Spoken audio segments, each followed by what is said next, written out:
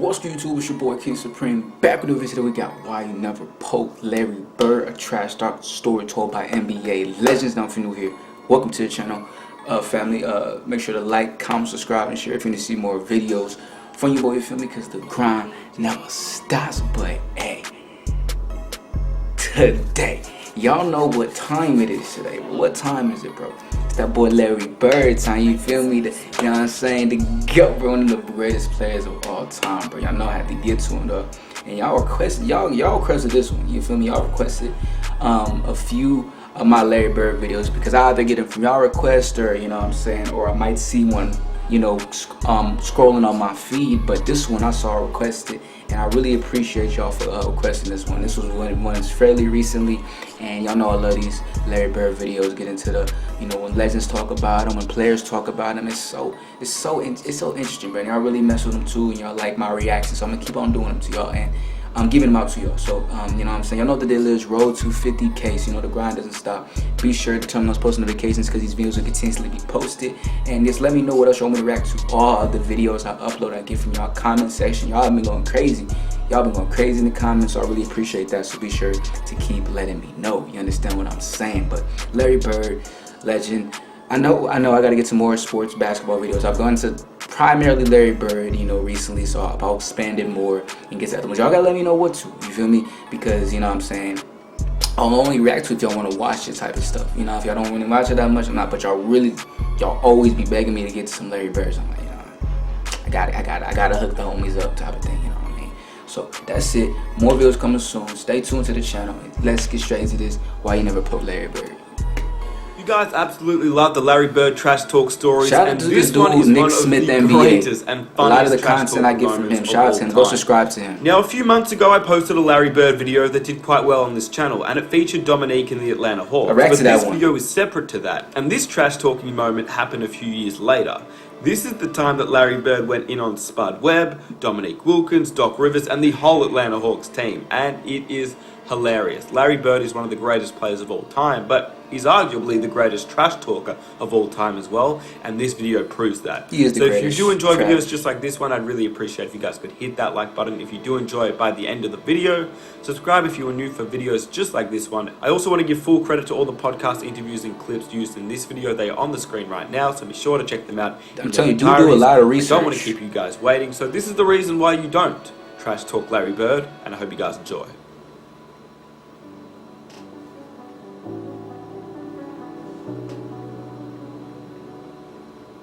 You guys played the Celtics, Big Three, in the playoffs, '88. What were those matchups like? They were brutal. We were trying to go at each other's throat. It was unbelievable. I mean, Game 7. Game 7 of the 1988 Eastern Conference semifinals. For Dominique Wilkins and the Hawks. And Larry Bird and the Celtics. It was a time to test their championship resolve. Wait, I don't remember. This is the first time I'm getting to this one. For 3 quarters, the teams fought to a standstill. I didn't know the Hawks and Celtics were in the conference finals. To what was to come. It's finna be. As the final quarter began, a grueling personal contest of can you top this was about to begin. Here's Wilkins. That's what they must have. It's a duel. Put down your saber. What a game. 2 men who brought out the best in each other.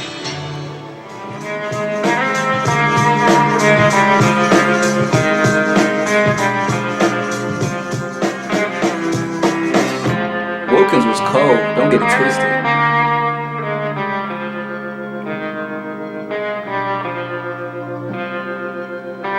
While I was in college, I used to watch and get Sports Illustrated, and I remember seeing Dominique Wilkins. I said, man, I would love to play with this guy, not knowing anything about the Hawks, but it was like, I would love to play with him. And then ended up getting drafted by Atlanta. Now Nick's my teammate. And that was like, I mean, a dream come true. You think about those Atlanta teams with Dominique and Spud and Doc Rivers. Tree Rollins. And so we, you know, they for sure had the respect of us. Kevin Willis was a good player, and Dominique and Doc Rivers and Spud Webb came off their bench. Willis and Randy with Trey Rollins. Kevin Willis. Kevin Willis. Yeah. Jump hook, Flip Robinson. Flip Levinson. The original big dog. Yeah. We were grown, we were young, we were really athletic. We had that energy that a team would need. And all we had to do was build chemistry, begin to understand each other's games, weaknesses and strengths. And we did that, and we started to flourish after the first 4 or 5 years. They were a deep team that could score the ball, and if we weren't at our best, we were in trouble. But with that team, they were so fun to watch because Dominique was the headliner, but everyone else around him. When you talk about Spud Webb, they would come over and play with us across the street at Georgia Tech. You say, this little joker can flat out go. First small guy getting the dunk contest, win the dunk contest, all that hype around them. The question would be, when it got crunch time, the other team would outsmart them. That was their downfall. That was a pretty good bunch to not win it all. And they had that one, remember the Dominique, Larry Bird, big shooter? It's Game 7 in 1988 against the Atlanta Hawks. Dominique and Larry Bird. One of the most clutch moments. I remember watching it as a kid. Got me hyped. I went outside and started shooting outside of the playground. Pretending I was both of y'all. But 1988. that had to be one of the best Conference moments. semifinals. Neek and Bird. Game 7, the Dominique Bird series. Shot for shot. What happened? Shot for shot. Dominique and Bird going back and forth. You know, we should have eliminated. Y'all remember watching that game? Sounds like it was turned. Well, the whole series was crazy. Game 1 and 2, the Celtics won by like a combined 80 points. Like they blew us out. Dominique and Bird going back and forth. You know, we should have eliminated them in 6. Well, the whole series was crazy. Game 1 and 2, the Celtics won by like a combined 80 points. Like they blew us out. As the Hawks found themselves down to the final gasp. But back home in the Omni, they were flying high. The offensive spark plug, little Spud Webb, found a way to slither through the Celtic defense, putting together a career-best playoff performance and igniting the Hawks to a much-needed victory. He was coming off the bench. I remember coming back from Game 3 to Atlanta, and a big article in Atlanta Journal was put a fork in them, we're done. You know, and then we win Game 3 and then win Game 4, go into Boston and win Game 5. And that was a great game. I think we took control. The Atlanta Hawks just will not surrender to the favored Boston Celtics. It's kind of a clash of two worlds. In Bird, you've got somebody who's already an icon. He's already been sanctified as a Boston Saint. And Dominique represents a different kind of basketball. We had him, Matt, the one time we were up 3-2. We won Game 5 in Boston. We was not supposed to win that game, the critics said. So we knew going to Game 6, I said, they were up 3-2. We could advance and we can beat these guys. The frenetic Hawks, led by the Freakazoid, had old school Boston by the throat. Up 3-2 in the best-of-7 series. Wait, what year was this in? All Atlanta has to do is go down to Atlanta and close the series out. And then the last play in Game 6 was, Dominique and I were the two guys that scored. And at the end of the game, we drew up a play. I called a timeout because they knew what we were running. We called another one. It turned into a broken play. I inbounded the ball to Cliff Livingston, and he was supposed to dribble handoff to either me or Dominique. DJ read it, and he top-sided me. Cliff looked at Dominique, and then Cliff went on his own. I went to basket left hand running hook. I was mad. Cliff's right-handed. He shot a left-handed hook shot. He could have easily pushed it out. Boston has won the game. Because the play was supposed to come to me, and I'm like, Woody, don't break the play, bro. And so we ended up losing that game. You're trying to be the superhero. And I remember this old lady at the airport. I mean, and I'm not exaggerating. She may have been 80. Had her little purse, and she walks up to me. Hey, Rivers, you thought you wasn't coming back, did you? I will never forget that. I wish I knew who that lady was. Barrett made a prediction. He said, Atlanta blew their opportunity. I'm guaranteeing to win in Boston. Well, they had their chance. They had a big chance to beat us. I think now that we're going to come out and play like we did tonight, but we're going to be at home. And our shots are going to be dropping a little bit better, and we're going to be running a little bit faster. So I'd say Sunday's going to be a big win for the Celtics. And we had to look at that, right? I guarantee a win. Atlanta blew their opportunity. And I'm like, hey, I don't know what Bird talking about. we have a great opportunity. We going in there, we gonna kick their butt. We coming to win. I don't care what he said. We get to Boston, and we walk out of the locker room, and I stopped. I said, we gonna win this bleep game. I said, if you ain't ready to fight, you ain't ready to go to war. If you guys ain't ready to fight, you ain't ready to go to war, don't even come to the court. Don't come out here. I said, whoever guarding me tonight gonna have a long night. Unfortunately, Bird was saying the same thing in the other locker room, to his teammates. Unfortunately, Larry Bird was saying the same thing. It set off on one of the greatest shootouts ever in the seventh game. And I remember Larry Bird, he passed by our locker room. He's like, there's nobody in here who can guard me. But he was just playing though. Yeah, because he was free. I remember before this big game against Dominique that Larry was out shooting, and I was out shooting early at one end of the court. Larry was down at the other end, and I noticed that Larry was down there like shooting left-handed jump hooks from like 12, 15 feet. Now, he made left-handed shots, but I saw him shooting right-handed jump hooks from 12 or 15 feet. And I went down there and go like, what are you doing? He goes, my Achilles tendons are killing me. My step back it won't work tonight. I need that jump hook. And he made something that game. I mean, it's just unbelievable. That just tells you his confidence and tells you what kind of a player he was. Just to his intelligence too, to know like, all right, I gotta do this. It's not gonna work. I gotta do this. His basketball IQ was on a different level type. You know what I'm saying? Game plan of what shots he was gonna make that night. So it set off on one of the greatest shootouts ever in the seventh game. Despite Bird's brash words, the Hawks seemed unintimidated. And it would quickly become apparent that if Larry was to make good on his prediction, he would have to contend with a high-flying Dominique Wilkins, who would simply play the game of his life. But how much did he go for? We came into Game 7 with the right mindset, believing that we would have a chance to win Game 7. You know, it was one of those Sundays in the Boston Garden, hot, crowd crazy. They expected they were going to win. I don't think they expected to have a tussle like they had in that game. Game 7 would go down as one of the greatest games in NBA history. Dominique was an unstoppable player. No guy could guard him in the league man for man. What would y'all say he was? Like, I know how good Dominique was, but obviously, would y'all say like at the time, because I don't know how young he was. First of all, how young was he right here? And at this time, what would y'all say? He was top 15, top 20, top 10? What would y'all say he was at? If he took the Hawks to the conference finals without, I mean, he had a good supporting cast, but without another superstar, he must have been at least like top 10, top 15 player at the time. What would y'all say? I always love hearing y'all input. You could see his competitiveness. You could see his determination in that Game 7.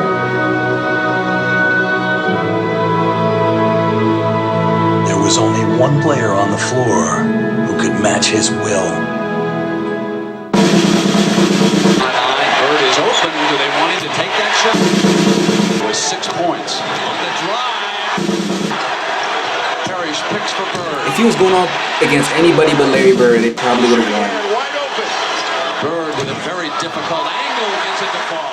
And I remember he only had 12 points going in the fourth quarter. I remember coming down the floor, and I remember myself, Larry Bird, and Kevin Willis. I really believe this. The reason why Larry Bird got so hot in that game, in that fourth quarter, Kevin Willis and I and Bird was running down the court. We were running down the court, and Kevin reached across me, put his hands, and puts his finger in Larry Bird's chest. Said, don't let this so-and-so score any more tonight. Kevin Willis came over and said, Nick, don't let him score tonight. And Bird standing around. The next time I'm looking at Kevin. Why would you say that? What you doing? What are you doing? You know, his Bird's eyes got like this big. You don't want to awaken a sleeping giant.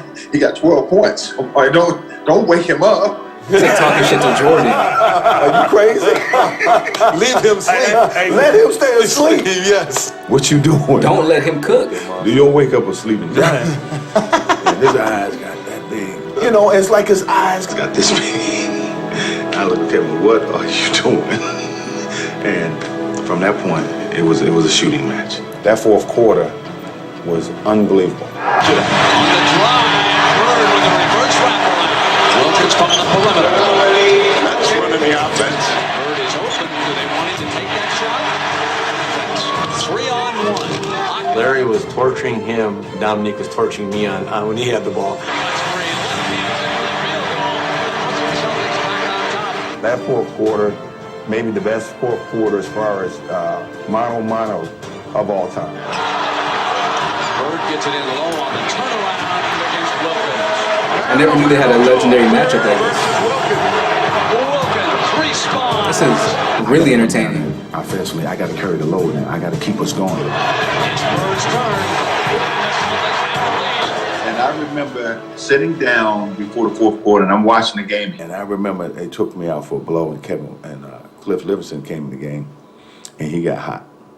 And I remember Coach said, "All right, Nick, go in there and slow him down." I said, "Slow him down." He hot now. Forget that. That's the only thing I can do is try to match him bucket for bucket.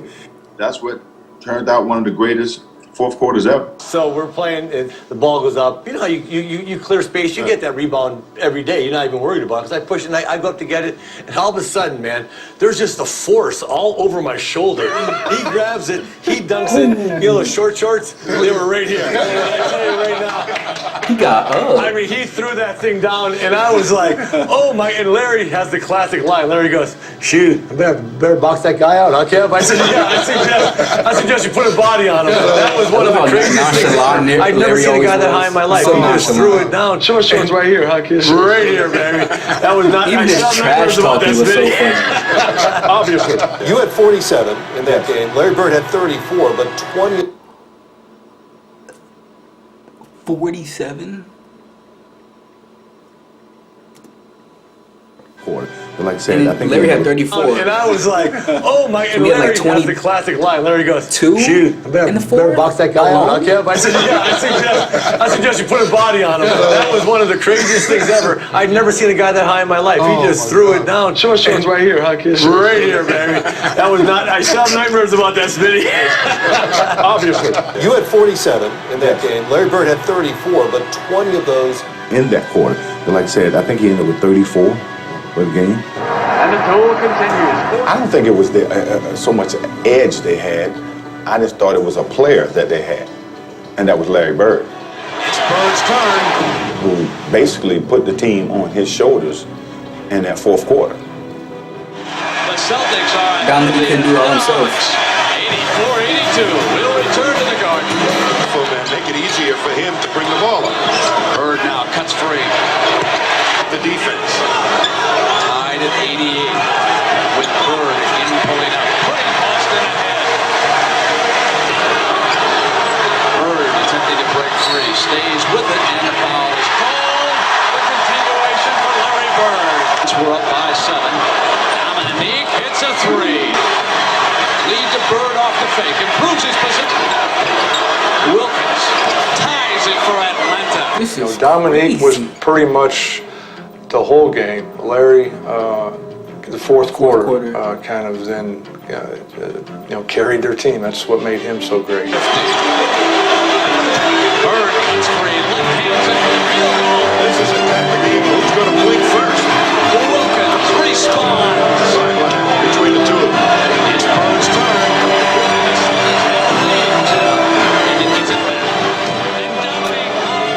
Played a beautiful game, bro.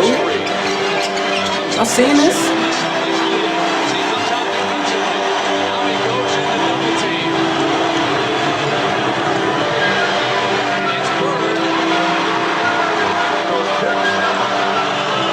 Johnson gets it into Bird.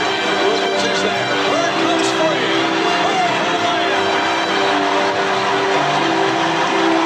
We began the broadcast by telling you about Larry Bird, who following the Game 6 victory by the Celtics in Atlanta, guaranteed a win in number 7, saying the Hawks blew their chance by losing number 6.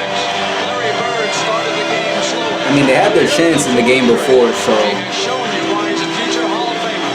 20 points this quarter. He is 9 of 10 in this period. He has hit his last 6 field goals. And as far as Larry Bird is concerned, it's Detroit. Here we come. Get the ball to Larry and let him make the read, because if they come double, he's going to make the right play. And the game wasn't that complicated for him, and he made some tough shots. Like I said, some left-handed running hooks. And again, he wasn't feeling great at that time. Oh, yeah, because remember he said he was feeling a little off to before watch the him game. just gut it out and just to will his body to even finish that game, let alone score 20 in the fourth quarter of a Game 7 is mind-boggling to me. Larry Bird that night was, listen, he was unbelievable, and he was so clutch. Meek was just as clutch that night. It's just that Larry in the fourth quarter was unstoppable. So clutch is not just the final 3 or 4 seconds of the game. And the thing is, we were sending everybody at him to slow him down. He was so hot that I think one of the shots he hit was a left-handed three. That's when you know a guy is in the zone. That's some 2K. That's some NBA 2K shit. Lead changes. The Celtics once were up by 7. Dominique hits a 3. Because they knew who was going to get the ball. It's like Robert Parrish always said, 40,000 eyes on Larry Bird because they knew he was going to get the ball. And we knew it, our opponents knew it, now it's just up to them to stop it. It's Bird. The Boston Celtics will win this series.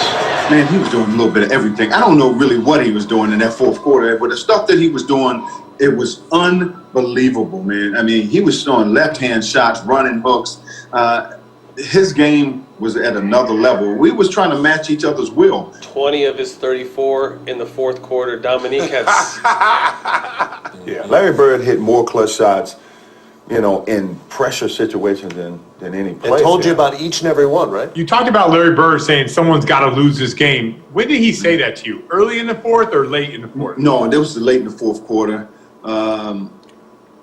It was probably like, I don't know, 30, 40 seconds to go in the game. I think it was a timeout, or we were taking the ball out of the bounds. I can't remember what it was, but I remember him saying that. And he said, you know, we both deserve to win, but somebody got to go home. And real man, to his credit, man, he took the Celtics and put them on his back. And he would call the spot. What are we going to say to that? But he never called a spot against me. That's got the best respect. When I tell people Larry Bird talk trash. Yes, and let you know. Let you know every time. But it ain't the trash. It wasn't the trash word, it was the meaning. You know, it was like, I'm going to shoot left-handed this time. Right. Why you put a white boy guard? Right, like little boy in you, pretty much without even saying too much. That was one of the greatest performances You little boy, I'm gonna do this. You ain't gonna do nothing about in those it. circumstances. That's his trick. That's what I'm saying. He's like funny with it because like he doesn't even try and he's still. When you talk about the clutch shots, like he just says slick shit. Clutch shots. I was gonna say that game.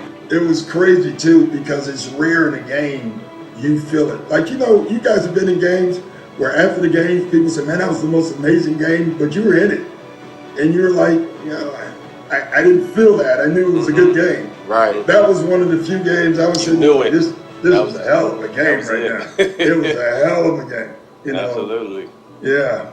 He's like poetry in motion. I mean, he knew how to play the game before you even got to him. And it was a shootout in the fourth quarter. It came down to the last shot. One left to ponder what might have been.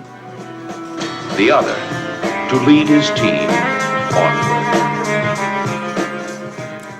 Great. Let me know what you thought about this video down below in the comment section. Be sure to hit that subscribe button if you did enjoy the video. Hit that like button if you want to support the channel. And here are 2 new videos I think that you will also enjoy, so be sure to check them out. And I'll catch you. See, I would react to those newer videos, but y'all don't seem to really like the newer players. Y'all really like more of the old school players. So that's why I said, that's why I don't react to too much other basketball. I mean, I did react to a lot of Michael Jordan, but Larry Bird is what I do most. Obviously, I'll go to someone else after him, or soon, but y'all request him the most, so that's why I do him the most type of thing, you know what I mean? So, but that's the video. If you enjoyed it, my bad, back in my stretching. You know that feeling when you got that stretch and shit, you just gotta like eat it, you feel me? But that's the video. Hope y'all enjoyed it. And yeah, just stay tuned and just keep on letting me know in the comments what videos y'all want to see next, and I got y'all more of these bangers. That's it. Like, comment, subscribe, share if you want to see more videos. It's your boy KingSupreme. I'll catch y'all next time, family.